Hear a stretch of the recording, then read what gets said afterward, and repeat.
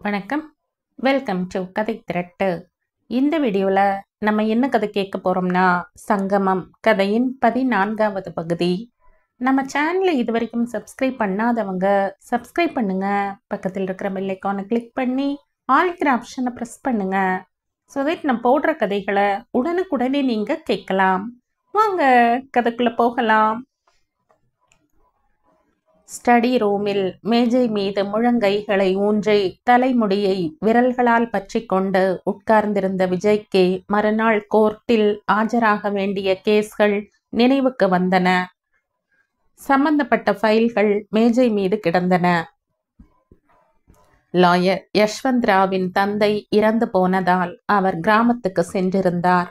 தான் வரும் வரை தன்னுடைய கேஸ்களையும் கவனித்துக் கொள்ளும் பொறுப்பை விஜயிடம் ஒப்படைத்திருந்தார். தன் வேலைகளிலேயே பிஸியாக இருந்த விஜய்க்கு இந்த கூடுதல் பொறுப்புகளால் மூச்சு விடக்கூட நேரம் இல்லாமல் போய்விட்டது. மனதை துளைத்து கொண்டிருந்த யோசனைகளை புறக்கணித்துவிட்டு ஃபைலை கையில் எடுத்தான் விஜய். அன்று இரவு படுக்கையில் படுத்தானே தவிர விஜய்க்கு தூக்கம் வரவில்லை. மறுபடியும் அதே நினைப்புதான். என்ன காரியம் செய்து விட்டான்? சின்ன வயதில் இருந்தே எங்கேயாவது யாருக்காவது அநியாயம் நிகழ்ந்தால் அவனுக்கு பொறுக்காது. தன்னால் முடிந்தவரை அதை சரி செய்ய பாடுபடுவான். இந்த சுபாவத்தினால் போக போக அவன் சங்கடத்தில் விழுந்த நேரங்களும் இருந்தன. நண்பர்கள் பகைவர்களாய் மாறினார்கள். அவனுடைய பார்வையில் மனித பிறவி என்று எடுத்துவிட்டால் கொஞ்சமாவது சமுதாயத்துக்கு நன்மை செய்ய வேண்டும். சமுதாயத்தில் இருக்கும் சீர்கேடுகளை துடை தெரிய முடியாவிட்டாலும் நம்மை சுற்றியாவது அநியாயம் நடக்காமல் பார்த்து கொள்ள வேண்டும். நம்மால் பிறர்க்கு எந்த விதமான துன்பமும் வராமல் கவனமாக இருக்க வேண்டும். சத்தியத்தை நம்பி அதன் வழியில் நடந்து கொள்ளும் அவன் என்ன காரியம் செய்துவிட்டான்? ஒரு பெண்ணை தவறாக புரிந்து கொண்டு தீங்கிழைத்து விட்டான். ரோஜா மற்ற பெண்களைப் போல இல்லாமல் இருக்கலாம். அவள் எப்படிப்பட்ட பெண்ணாக இருந்தாலும் அவளை அவமானப்படுத்த தனக்கு அதிகாரம் கிடையாது. தன்னால் பெரிய தவறு நடந்துவிட்டது. அந்த கணமே ரோஜாவிடம் சென்று மனப்பூர்வமாய் மன்னிப்பு கேட்டுக்கொள்ள வேண்டும் போல் இருந்தது விஜய்க்கு. மறுநாள் எழுந்ததுமே வேணுகோபாலன் வீட்டுக்கு போக தீர்மானித்து கொண்டான். ஆனால் காலையில் அவனால் போக முடியவில்லை. மாலைக்கு தள்ளி போட்டான். மாலையிலும் போகவில்லை. ஒரு முறை கிளம்ப முற்பட்டவன் ஏனோ போகாமல் நின்று விட்டான். இப்படியே 3 நாட்களாகிவிட்டன. அவன் போகவில்லை.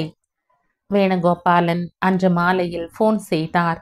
அவர் குரல் அதிகாரமாய் ஒலித்தது. விஜய், என்ன விஷயம்? கண்ணிலேயே படமாட்டேங்கிறாய்?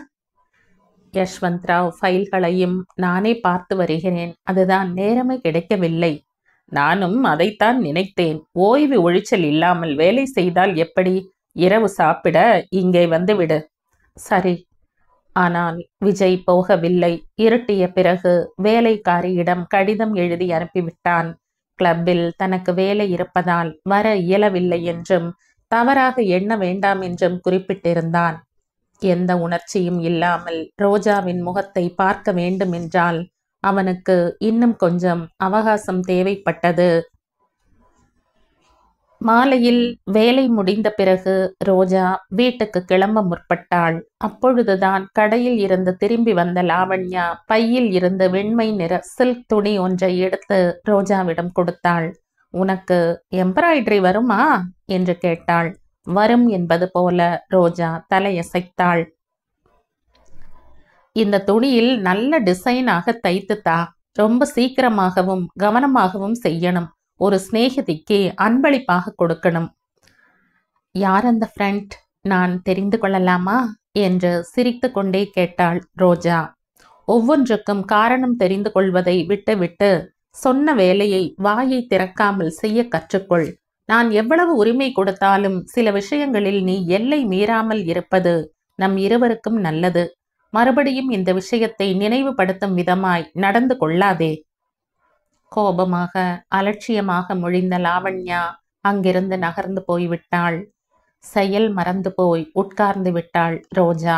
வீட்டுக்கு வந்த பிறகும் லாவண்யாவின் வார்த்தைகள் முள்ளாய் உறுத்தியது. லாவண்யா ஏன் இப்படி நடந்து கொள்கிறாள்? திடீரென்று அவள் மாறிய காரணம்தான் என்ன? எத்தனை யோசித்தாலும் ரோஜாவுக்கு புரியவில்லை. ஒன்று மட்டும் உண்மை, லாவண்யாவுடன் கருத்து வேற்றுமை வந்தால் தான் அந்த வீட்டில் ஒரு நிமிடம் கூட இருக்க முடியாது. முடிந்தவரை லாவண்யாவின் சொற்களை பொருட்படுத்தாமல் சிநேகமாய் அன்பாய் இருக்க ரோஜா நிச்சயித்துக் கொண்டாள். லாவண்யா கொடுத்த சில்க் துணியில் 2 ரோஜா பூக்களை அதன் கீழ் வித் லவ் என்று வரைந்து கொண்டு ரோஜா தைக்க ஆரம்பித்தாள். ரொம்ப கவனமாக அழகாக தைத்து லாவண்யாவை மகிழ்விக்க நினைத்தாள். அன்று மாலை ராதை லாவண்யாவின் அறையில் விளையாடிக் கொண்டிருந்தாள். ரோஜா அங்கேயே உட்கார்ந்து தைத்து கொண்டிருந்தாள். லாவண்யா கட்டிலில் படுத்துக்கொண்டு மிஸ் ஜோஷியின் கடிதத்தை படித்து கொண்டிருந்தாள். சமையல்காரன் வந்து வேணுகோபாலனை பார்க்க 4-5 பேர் வந்திருப்பதாகவும் அவர்களுக்கு என்ன டிஃபன் செய்வதென்றும் விசாரித்துக் கொண்டிருந்தான்.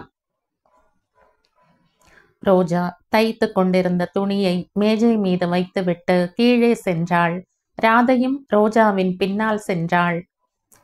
வேணுகோபாலனை சந்திக்க வந்தவர்கள் கம்பெனி விஷயமாக பேச வந்திருந்தார்கள். அவர்களுடன் விஜயும் வந்திருந்தான். கம்பெனி ஷேர்களை லாபம் வந்தால் விற்றுவிடும் எண்ணத்தில் வேணுகோபாலன் இருந்தார். அந்த முயற்சிகள் எல்லாம் விஜய் மூலமாய் நடைபெற்று வந்தன. ஹாலில் உட்கார்ந்து பேசிக்கொண்டிருந்த விஜய் நடுவில் எழுந்து உள்ளே வந்தான். என்றும் இல்லாத விதமாய் இன்று வீட்டுக்குள் வரும்போது ஏனோ தயக்கமாக சங்கடமாக தோன்றியது. ரோஜாவை பார்க்க வேண்டும் என்று அவன் மனம் ஒரு நிமிடம் துடித்தது. ஆனால் மறுகணமே அந்த எண்ணத்தை உள்ளம் வெறுத்தது. ராதை எங்கே? உள்ளே வந்து கொண்டே விஜய் கேட்டான். விஜயை கண்டதும் லாவண்யா எழுந்து உட்கார்ந்தாள். ராதையை தேடிக்கொண்டிருந்த விஜயின் கண்கள் மேஜை மீது இருந்த எம்ப்ராய்டரி துணி மீது நிலைத்தன. அருகில் சென்று அதை கையில் எடுத்து கவனமாக பார்த்தான். நூல்களின் வண்ண சேர்க்கை ரொம்ப அருமையாயிருக்கு. யாரோட செலக்ஷன் இது? ரோஜாவுடையது. யாரோ ஃப்ரெண்டுக்கு அன்பளிப்பாய் கொடுக்கணுமாம். கொஞ்சம் ஓய்வு கிடைத்தாலும் அதை தைக்க உட்கார்ந்து கொள்கிறாள் என்றாள் லாவண்யா. விஜய் கண்கள் வித் லவ் என்ற இடத்தில் நின்றன. அவனையே கவனமாக பார்த்து கொண்டிருந்த லாவண்யா குறும்பாக கேட்டாள். உனக்கும் அது போல வேணும்னா சொல்லு, நான் தைத்து தரேன். தேங்க்ஸ், வேண்டாம், சீரியஸாக சொன்ன விஜய் துணியை மேஜை மீது போட்டுவிட்டு அங்கிருந்து நகர்ந்து போனான். தோ இந்த செய்தியை கொஞ்சம் கேட்டுக்கொள். மிஸ் ஜோஷியிடமிருந்து கடிதம் வந்திருக்கு. அவளுக்கு இங்கு வந்து 4 நாட்கள் தங்க வேண்டும் என்று ஆசையா இருக்கிறதாம். வர சொல்லி கடிதம் எழுதட்டுமா என்று உரத்த குரலில் லாவண்யா கேட்டாள். போய்க் கொண்டிருந்த விஜய் சரையில் என்று திரும்பி லாவண்யா அருகில் வந்தான். அந்த விஷயத்தை என்னிடம் கேட்பானேன் என்றான் கோபமாக. உன்னிடம் கேட்காமல் வேறு யாரிடம் கேட்கட்டும்? அந்த பெண் வருவதே உனக்காகத்தான். தோ இந்த கடிதத்தை பாரு. எழுதியது என் பேருக்குத்தானே தவிர அதில் இருப்பதெல்லாம் உன்னை பற்றிதான். லாவண்யா கடிதத்தை அவனிடம் நீட்டினாள்.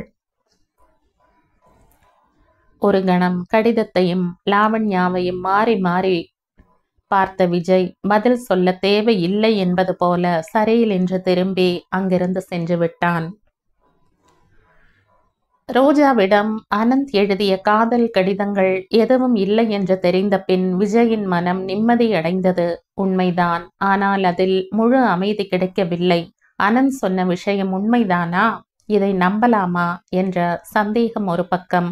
அவ்விருவரும் தன்னை முட்டாளாக்கி விட்டார்கள் என்ற கோபம் மறுபக்கம். அவன் மனதை எரிமலையாய் மாற்றியது.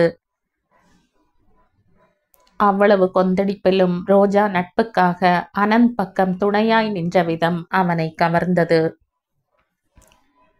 எவ்வளவு துணிச்சல்! அந்த பெண்ணுக்கு எவ்வளவு தைரியம்! ஹோட்டலில் முதன்முறையாய் பார்க்கும் போதே ரோஜாவிடம் ஏதோ தனித்தன்மை இருப்பதாக அவனுக்கு தோன்றியது.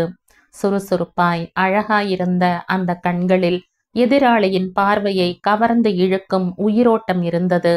அந்த துணிச்சலும் பிடிவாதமும் இல்லை என்றால் அந்த பெண்ணிடம் இயற்கையிலேயே எல்லோருக்கும் அபிமானம் ஏற்படும்.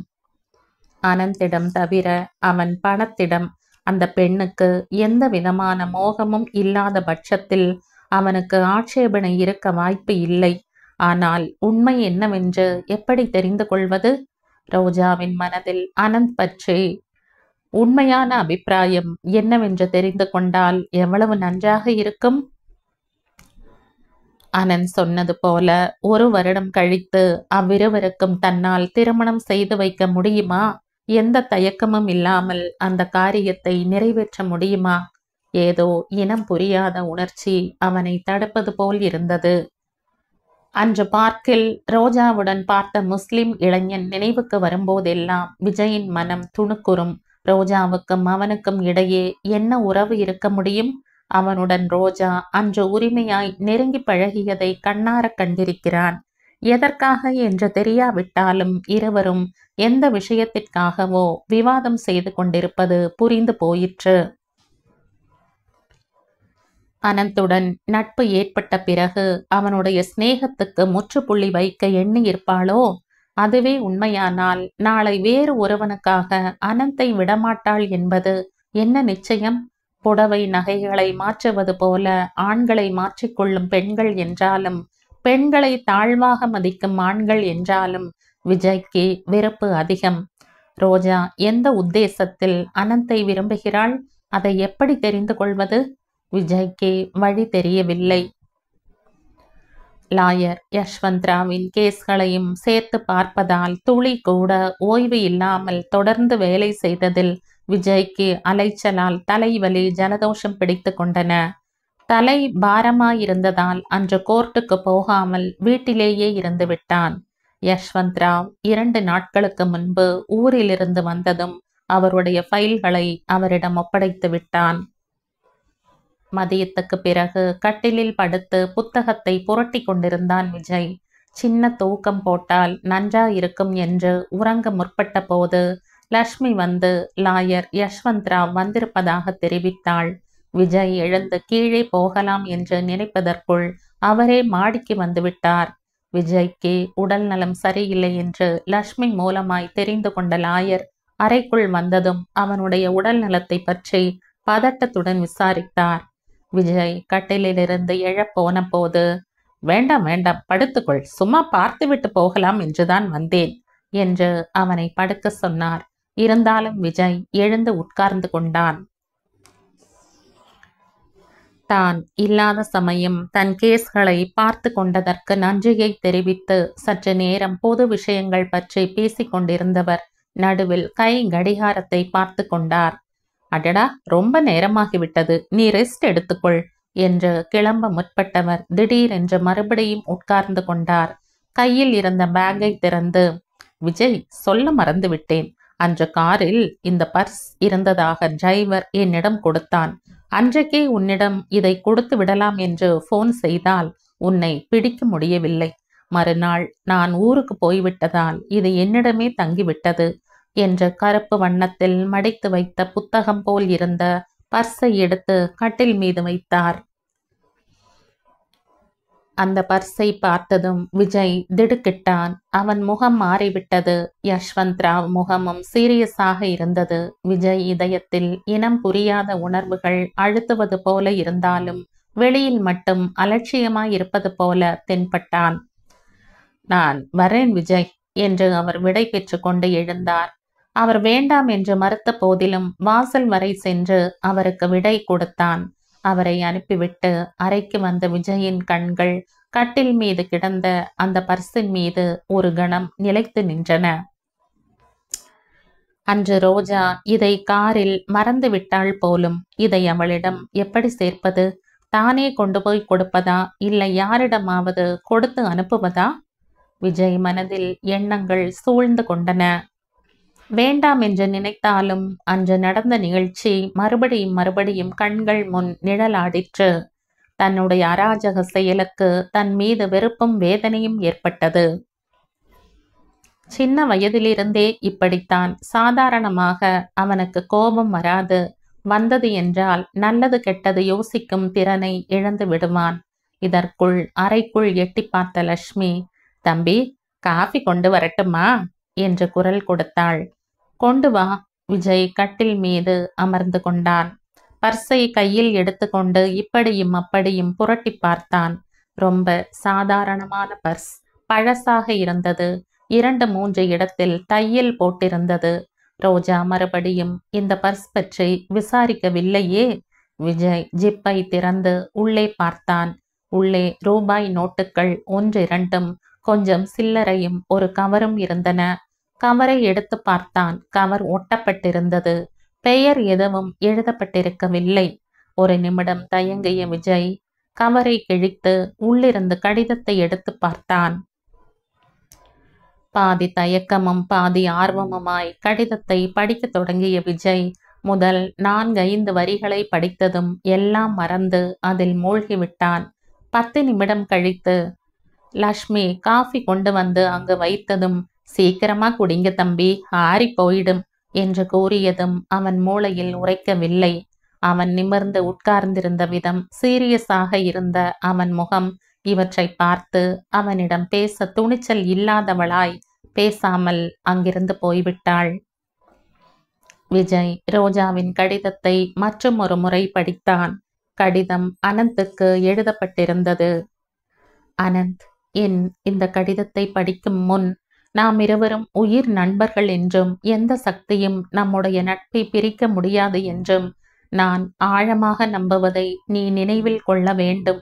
என் மனதில் தோன்றும் எந்த அபிப்பிராயத்தையும் தயங்காமல் கூச்சப்படாமல் உன்னிடம் சொல்லும் உரிமையும் அதிகாரமும் எனக்கு இருக்கு என்ற தைரியம்தான் இந்த கடிதத்தை எழுத என்னை தூண்டியது. அனந்த், நீ என்னை புரிந்து கொள்வாய் என்ற நம்பிக்கையில் கடைசி நிமிடத்தில் இப்படி செய்யலாமா என்ற சந்தேகத்தையும் விட்டுவிட்டு துணிந்து உண்மையை சொல்கிறேன். இந்த திருமணத்துக்கு ஒத்துக்கொள்வதில் நான் ரொம்ப அவசரப்பட்டு விட்டேன். அன்று உங்கள் வீட்டில் விஜய் என்னை அவமானப்படுத்திய போது ஏற்பட்ட கோபத்தில், பகைமை உணர்வில் ஒரு கணம் என்னை நானே மறந்துவிட்டேன். அனந்த், நான் உன்னை திருமணம் செய்து கொள்வது என்றால் அது உனக்காக மட்டும்தான் இருக்கணும். உன் மீது விருப்பம் இருந்து முழு மனதுடன் உன்னை கணவனாக ஏற்க வேண்டும். அவ்வளவு தானே தவிர யார் மீதோ பகையை தீர்த்து கொள்வதற்காக உன் மனைவியாய் என்னால் ஆக முடியாது. அப்படி ஆக நினைத்தால் அது நம் இருவருக்கும் இடையே இருக்கும் நட்பை களங்கப்படுத்துவது போல ஆகிவிடும். நான் உனக்கு நல்ல சிநேகிதியாக இருக்க முடியுமே தவிர நல்ல மனைவியாக இருக்க முடியாது என்று எனக்கு தெளிவாக புரிந்துவிட்டது. இந்த உலகில் எனக்கு ரொம்ப நெருக்கமானவன் நீ ஒருவன்தான். எனக்கு ரொம்ப அபூர்வமான இந்த நட்பை திருமணம் என்ற பெயரில் நிரந்தரமாக இழக்க என்னால் முடியாது. அனந்த், அது மட்டும் இல்லை, இந்த திருமணத்தை மறுப்பதில் என்னுடைய சுயநலமும் கலந்திருக்கு. என் இதயத்தின் அடியில் புதைந்துவிட்ட ஒரு கோரிக்கையை இன்று வெட்கத்தை விட்டு உன் முன் வைக்கிறேன். அனந்த், திருமணம் என்பது என் போன்ற துர்பாகியசாலிகளின் வாழ்க்கையில் இனிமையான கனவு. இந்த கனவு என்றுமே பலிக்காது என்றும் அது வெறும் கானல் நீர் என்பதும் எனக்கு தெரியும். எனக்கு நினைவு தெரிந்த நாளிலிருந்து என்னை சுற்றி இருந்த குடும்பங்களை கவனித்து வந்திருக்கிறேன். 100-90 பேருக்கு திருமணம் என்றால் காலங்காலமாய் வந்து கொண்டிருக்கும் ஒரு பழக்கம் என்பதை தவிர வேறு அர்த்தம் தெரியாது. தமக்காக வாழ்க்கையை நடத்தாமல் யாருக்காகவோ சுமப்பது போல் வாழ்ந்து வருவார்கள். இவர்களுடைய பார்வையில் திருமணம் என்பது பெண்ணுக்கு ஒரு துணை, ஆணுக்கு ஒரு தேவை, அவ்வளவுதான். கணவன் என்றால் சம்பாதிப்பவன், மனைவி என்றால் வீட்டை நிர்வகிப்பதோடு கணவனையே எப்போதும் சார்ந்திருப்பவள். இப்படியே இவர்களுடைய வாழ்க்கை ஒருவரை பற்றி மற்றவருக்கு எதுவும் தெரியாமலேயே முடிந்து போய்விடும். சுபாவம், குணம், விருப்பு வெறுப்பு எதுவும் தெரியவே தெரியாது. எனக்கு திருமணம் ஆகாவிட்டாலும் பரவாயில்லை, இது போன்ற திருமணம் மட்டும் வேண்டாம் என்ற எண்ணம் ஏற்பட்டது. வயது ஆக ஆக இந்த எண்ணமும் என் மனதில் பலமாக வேரூன்றி விட்டது. திருமணம் என்பது அழகிய கனவாய் மாறுவதோடு தனி உலகமாய் உருவாகியது. எனக்கு கணவனாக வரவேண்டிய நபரிடம் நான் விரும்பும் தகுதிகள் என்னவென்று சொல்லட்டுமா? ஏழையாய் இருந்தாலும் பரவாயில்லை, திறமைசாலியாக இருக்க வேண்டும். என்னை உயிருக்கு சமமாக நேசிக்க வேண்டும். தன்னுடைய மகிழ்ச்சி, சுகம், அமைதி எல்லாம் என்னிடம் தேடிக்கொள்ள வேண்டும். என் வாழ்வின் ஒளிக்கு விளக்காய் அவர் இருக்க வேண்டும். இந்த உலகில் எந்த செல்வத்தாலும் கிட்டாத சுகம் அவருடைய அருகாமையில் எனக்கு கிடைக்க வேண்டும். எங்கள் இருவருக்கும் இடையே அன்பை தவிர வேறு எதற்கும் முக்கியத்துவம் இருக்கக்கூடாது. ஒரு மனைவியாக என் பொறுப்புகள் என்னவென்று எனக்கு தெரியும். அதே போல ஒரு கணவனின் பொறுப்புகளை முழுவதுமாக உணர்ந்தவராய் இருக்க வேண்டும். இதுதான் என் கனவு. என்றைக்கும் நினைவு ஆகாத இந்த கானல் நீரை எண்ணி மகிழ்ச்சி அடைவதில் எனக்கு ஒரு திருப்தி. நான் விரும்பிய நபர் எப்படியும் கிடைக்க மாட்டார். நான் கன்னியாகவே இருக்கப் போவது உண்மை. நான் தான் முன்னாடியே சொன்னேனே, ஏதோ ஒரு கல்யாணம் என்று என்னால் ஏற்றுக்கொள்ள முடியாது. அனந்த், உங்க விஜயை பழி தீர்த்து கொள்ளும் முயற்சியில் எனக்கு ரொம்ப பிடித்தமான இந்த இனிய கனவை என்னால் நாசமாக்க முடியாது. இந்த திருமண பந்தம் இல்லாமல் உன் சிநேகிதியாய் விஜயை மட்டும் இல்லை, இந்த உலகத்தையே எதிர்க்க நான் தயாராக இருக்கிறேன். அனந்த், நீ என்னை புரிந்து கொள்வாய் என்ற நம்பிக்கை எனக்கு இருக்கிறது. என்னை மன்னித்து விடு என்று மனப்பூர்வமாய் வேண்டுகிறேன். இவ்வுலகில் உன்னை தவிர எனக்கு வேறு யாரும் இல்லை என்பதை மறந்து விடாதே. உன் ரோஜா. ரோஜா அனந்துக்கு எழுதிய கடிதத்தை விஜய் பல முறை படித்தான். ஆனாலும் அவனுக்கு திருப்தியாக இல்லை. இன்னும் படிக்க வேண்டும் போல இருந்தது. அனந்தை திருமணம் செய்து கொள்ள ரோஜா தயாராக இல்லை, இது உண்மை. ஆனால் அவன் கண்கள் அந்த விஷயத்தை விட ரோஜா எழுதியிருந்த இனிய கனவின் மீதே நிலைத்து விட்டன. தன் மனதில் இருக்கும் எண்ணங்களை ரோஜா வார்த்தையில் வடித்தது போல் இருந்தது. இது எப்படி சாத்தியமாகும்? ஒரே எண்ணம், ஒரே விருப்பம் இரு மனிதர்களிடம் ஒரே விதமாக உருவகம் பெற முடியுமா? எவ்வளவு விசித்திரமான விஷயம்! இத்தனை நாட்களும் தான் யோசிப்பது போல் வேறு யாருமே யோசிக்க மாட்டார்கள் என்றும், அதிலும் பெண்களிடம் இது போன்ற எண்ணங்கள் வர வாய்ப்பே இல்லை என்றும் நினைத்து வந்திருந்தான். அவனுக்கு மூச்சு முட்டுவது போல் இருந்தது. உடனே உடைகளை மாற்றிக்கொண்டு வெளியில் கிளம்பினான். பார்க்கில் உட்கார்ந்து கொண்ட விஜய் சட்டை பையில் இருந்த கடிதத்தை எடுத்து மற்றொரு முறை கவனமாக படித்தான். ரோஜா எழுதிய அந்த வரிகளை படிக்கும்போது அவன் இதயம் வேகமாக துடிக்கத் தொடங்கியது. தன்னுடைய மனதில் ஆழமாக புதைந்திருந்த எண்ணங்கள் ரோஜாவின் பேனா வழியாக எழுத்துக்களாக உயிர் பெற்றிருந்தன. இந்த உலகில் எத்தனை பெண்கள் இருக்கிறார்கள். இந்த பெண் ரோஜாவாக இல்லாமல் வேறொரு பெண்ணாக இருந்திருந்தால் எவ்வளவு நன்றாக இருந்திருக்கும். எப்பாடு பட்டாவது அவளை தன்னுடையவளாய் அடைந்திருப்பான். ஆனால் ரோஜா விஷயத்தில் அது நடவாத காரியம்.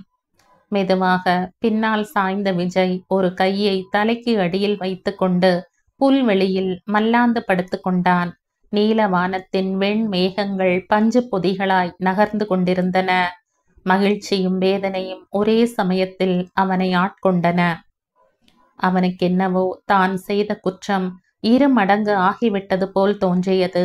அன்று இந்த கடிதத்தை எடுத்துக்கொண்டு அனந்திடம் மறுப்பு தெரிவிக்க வந்தான் போலும். தனக்கு எப்படி தெரியும்? என்றும் எறும்புக்கு கூட கெடுதல் செய்யாத அவன் அந்த பெண்ணுக்கு தீங்கு செய்து விட்டான். அனந்த், ரோஜா இருவரும் சேர்ந்து தன்னை ஏமாற்றி விட்டார்கள் என்ற விஷயம் நினைவுக்கு வந்தபோது அவன் மனம் ரோஷத்தால் பற்றி எரிந்தது. அனந்துக்குத்தான் புத்தி இல்லை என்றால் ஒரு பெண் முன்பின் யோசிக்காமல் இப்படி செய்யலாமா? விஜய் மனதில் எழும்பிய கோபாக்கினியை ரோஜா எழுதிய கடிதம் அமைதிப்படுத்தியது. தெரிந்து செய்தாலும் தெரியாமல் செய்தாலும் தன்னால் ஒரு தவறு நடந்துவிட்டது. இதற்கு பிராயச்சித்தம்தான் என்ன? யோசனைகளில் மூழ்கியிருந்த விஜய், விஜய் நீதானா என்ற குரல் கேட்டதும் திடுக்கிட்டு திரும்பி பார்த்தான். எதிரே வேணுகோபாலன் வந்து கொண்டிருந்தார். அவருக்கு சற்று தள்ளி ராதையின் கையை பிடித்து கொண்டு ரோஜா வந்து கொண்டிருந்தாள். வேணுகோபாலன் விஜய்க்கு எதிரே உட்கார்ந்து கொண்டே, என்ன விஜய், சமீபத்தில் கண்ணில் படவே இல்லையே, நீ வீட்டுக்கு வந்து எவ்வளவு நாட்களாச்சு தெரியுமா என்று உரிமையாக சொன்னார். விஜய் எழுந்து உட்கார்ந்தான். அவன் முகத்தில் வேகமாக ரத்தம் பாய்ந்தது. கையில் இருந்த கடிதத்தை வேகமாக பேண்ட் ஜேபியில் தள்ளிவிட்டான். ரோஜா விஜய் பக்கம் பார்க்கவும் இல்லை. வேணுகோபாலன் அருகில் வந்து உட்காரவும் இல்லை.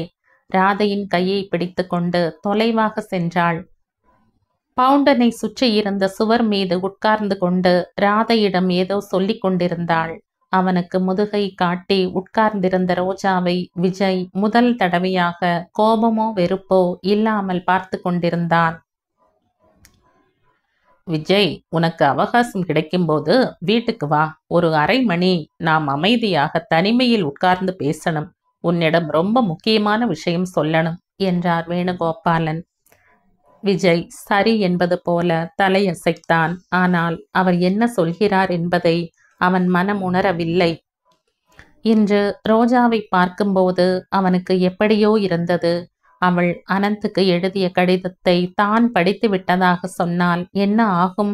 அவளுடைய கனவுதான் தன் கனவும் என்று அவளிடம் சொல்ல முடிந்தால் எவ்வளவு நன்றாக இருக்கும்.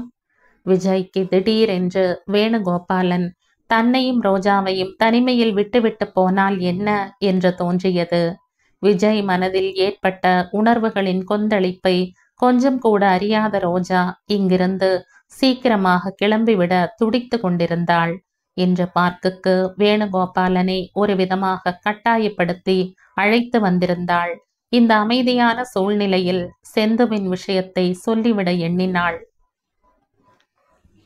ஆனால் பார்க்கில் காலடி எடுத்து வைக்கும் போதே தொலைவில் புல்வெளியில் மல்லாந்து படுத்து வானத்தை பார்த்து கொண்டிருந்த விஜய் கண்ணில் பட்டுவிட்டான். விஜயை பார்த்ததும், அட, விஜய் இங்கே இருக்கானே என்று உற்சாகமாக சொல்லிக்கொண்டே அவனை நோக்கி கிடுகிடுவென்று நடக்கத் தொடங்கினார் வேணுகோபாலன். திடுக்கிட்டு போனவளாய் நின்றுவிட்ட ரோஜாவுக்கு தான் எண்ணி வந்த வேலை ஆகாது என்று தெளிவாக தெரிந்துவிட்டது.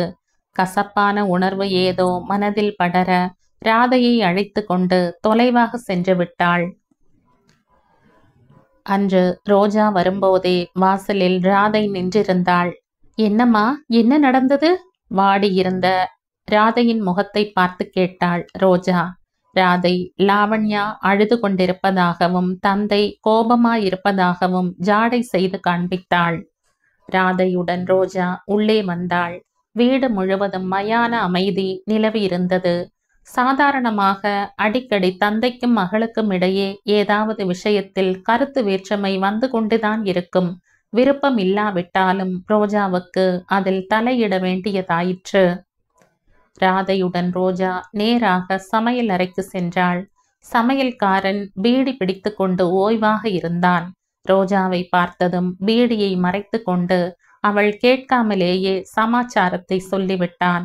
தந்தையும் மகளும் ஏதோ நகை விஷயமாக சண்டை போட்டு கொண்டார்கள் என்றும், காலையில் டிஃபன் காஃபி சாப்பிடவில்லை என்றும், மதியமும் சாப்பிட மாட்டார்கள் போல் இருக்கிறது என்றும் சொல்லி வீட்டில் வேலை எதுவும் இல்லாததால் தனக்கு விடுமுறை அளித்தால் வீட்டுக்கு போவதாக சமையல்காரன் தெரிவித்தான். ரோஜா காஃபி தயாரிக்க செய்து தானே சுயமாக எடுத்துக்கொண்டு லாவண்யாவின் அறைக்குள் சென்றாள். தலையணையில் முகம் புதைத்து அழுது கொண்டிருந்த லாவண்யாவை பார்த்ததும் ரோஜாவின் இதயம் கரைந்து விட்டது.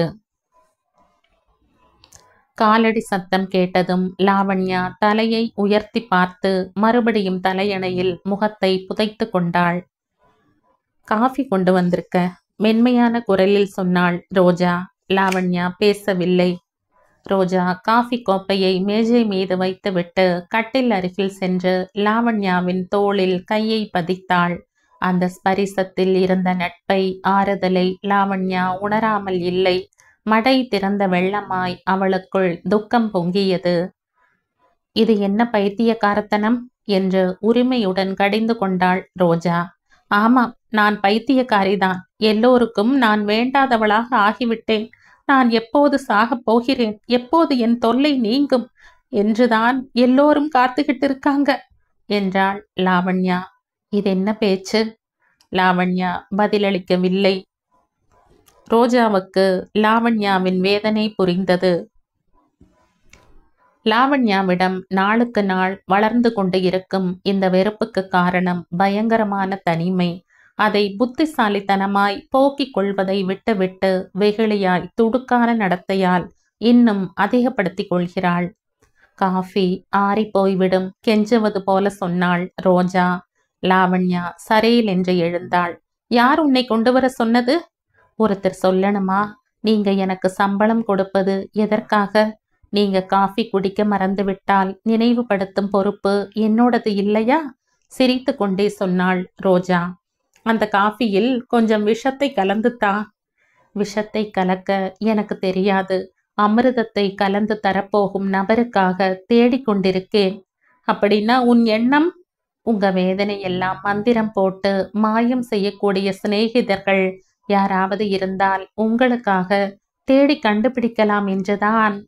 ரோஜா யாரை உத்தேசித்து அப்படி சொன்னாள் என்று உணர்ந்து கொண்ட லாவண்யாவின் கன்னங்கள் சிவந்தன. காதுகளில் இருந்த முத்து ஜிமிக்கி வேகமாய் அசைந்தாட. உண்மையை சொல்கிறேன் ரோஜா, எனக்கு வாழ வேண்டும் என்ற விருப்பம் கொஞ்சம் கூட இல்லை. பார்த்துக்கிட்டே இரு. என்றாவது ஒரு நாள் நீ வரும்போது தூக்க மாத்திரைகளை விழுங்கி நிரந்தரமாக தூங்கி இருப்பேன். நான் யாருக்காக வாழணும்? மறுபடியும் அழத் துவங்கினாள் லாவண்யா. ரோஜாவுக்கு லாவண்யாவை அணைத்து ஆறுதல் சொல்ல தோன்றியது.